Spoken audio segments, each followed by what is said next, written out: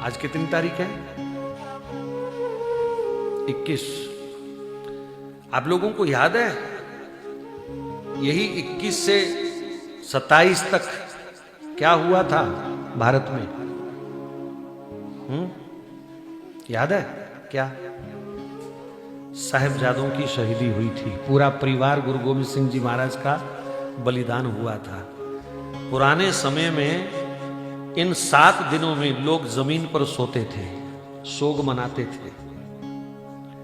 लेकिन आज कैसा गंदा समय आ गया। आजकल बच्चों को, हमारी नई पीढ़ी को साहिबजादों की कुर्बानी भूल गई, माता गुजरी की कुर्बानी भूल गई और सब अब 1-2 दिन में क्रिसमस के नशे में कूद जाएंगे, पटाखे फोड़ेंगे, दारू पिएंगे, आतिशबाजी करेंगे, महंगे महंगे होटलों में घूमने जाएंगे। क्रिसमस याद है उनको, लेकिन जिन लोगों की कुर्बानी के सदका आज हम जिंदा हैं, उनको ये समाज भूल चुका है।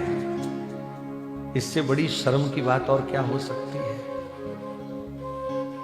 चारों साहिबजादे शहीद हुए, कितनी बेरहमी से उनको शहीद किया गया आप सब जानते हैं। उस दादी का क्या हाल हुआ होगा जिसके सामने छोटे छोटे बच्चे मार दिए गए। वो उस गम को सहन ना कर पाई। उस ठंडे बुर्ज में कभी जाके देखना, फतेहगढ़ साहिब में वो ठंडा बुर्ज आज भी है। कैसे ये पोष की रातें उन्होंने बिताई होंगी। मोतीराम मेहरा, उसने किसी मुस्लिम सैनिक को थोड़ी रिश्वत दी, वो भी उसी सेना में था। उसने कहा यार बच्चे हैं, थोड़ा दूध तो मिल जाए उनको गरम गरम इतनी ठंड में। तो किसी को रिश्वत दे करके 2 दिन उसने दूध पिलाया, तीसरे दिन पकड़ा गया और नवाब ने मोतीराम मेहरा, उसकी पत्नी, उसके 4 साल के बच्चे को जिंदा कोलू में पेल दिया। वो भी इन्हीं दिनों में शहीद हुए। दोनों बच्चों का, छोटे साहिबजादों का संस्कार करने के लिए नवाब जगह नहीं दे रहा था, लाश नहीं दे रहा था। टोडरमल खड़ा हुआ। नवाब ने शर्त रखी, सोना बिछा, जितनी जमीन चाहिए उतनी जमीन पर सोने की अशरफियां बिछा। पत्नी से बात करी, भगवान कृष्ण के दोनों मानने वाले जो घर में था सब ले आए। छोटे छोटे उनके बच्चे, उन्होंने बुगनी तोड़ करके अपनी अशरफियां दी और उसने आकर के बिछा दी। लेकिन नवाब फिर बेईमान हो गया। टोडरमल, बिछाने के लिए नहीं कहा था, खड़ी खड़ी रख, खड़ी करके बिछा, ऐसे लंबी नहीं। जो था जमीन जायदाद तुरंत उसने बेच बाच करके वो जमीन पूरी करी। दुनिया में आज भी प्रॉपर्टी के रेट कितने भी हो जाएं, पर उससे महंगी जमीन कभी नहीं मिली थी।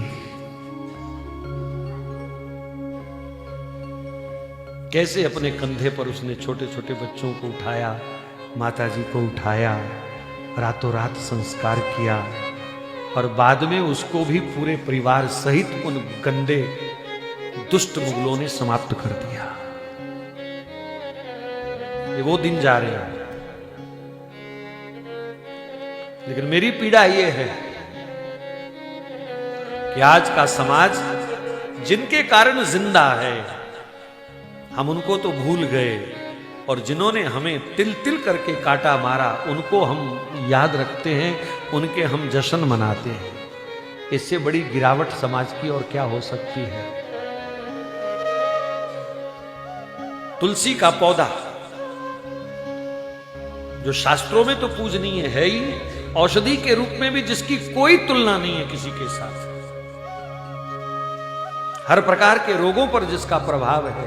तुलसी मुख में हो, गले में हो तो यमदूत स्पर्श नहीं कर सकता।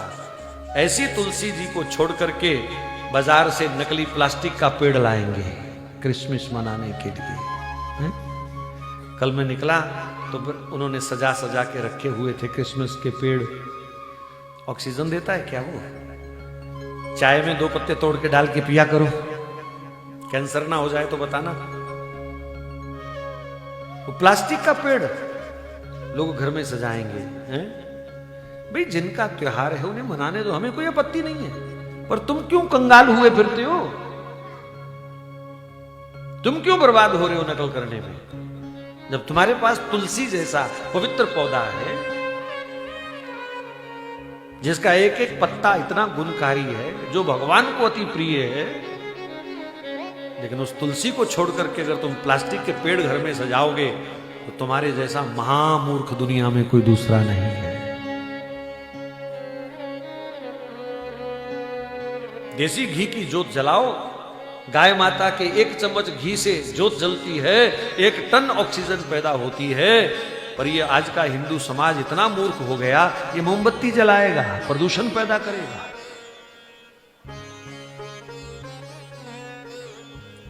तो जिनका त्योहार है भैया उनको मुबारक।